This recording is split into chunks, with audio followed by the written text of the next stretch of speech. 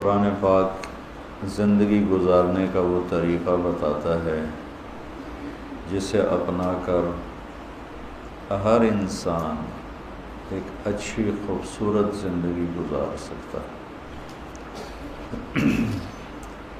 کسی ملک کا ہو، کسی قوم کا ہو، کسی پیشے سے ہو، اللہ نے جو اسے زندگی گزارنے کا طریقہ بتلایا ہے اس میں اس کے لیے دنیا اور آخرت کی خوشیاں اور کامیابیاں بھری ہیں۔ آج کے دور میں انسان کا علم غلط ہو گیا ہے اور ساری طاقت اس پر لگ رہی ہے کہ پیسہ کماؤ، اس سے تمہاری زندگی خوبصورت ہو جائے گی۔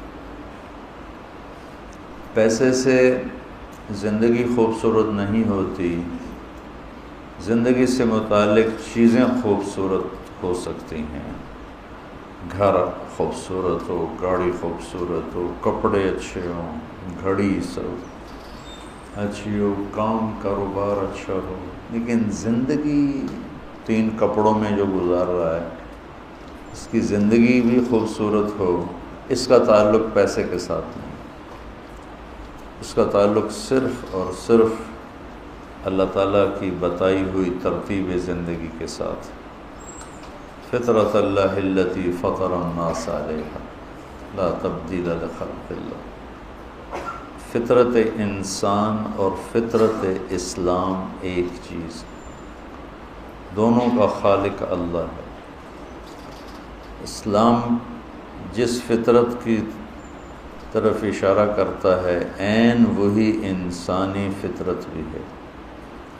بھوکے کے لیے روٹی عین اس کی ضرورت کے مطابق، تو اسلام کی بتائی ہوئی زندگی، قرآن کی بتائی ہوئی زندگی عین انسانی اندر کی پکار اور صدا کے مطابق ہے۔ بیچ میں ایک منفی طاقت شیطان آ گیا جس کی وجہ سے امتحان بھی ہے کہ دونوں راستے کھلے ہیں، جو مرضی اپنا لے۔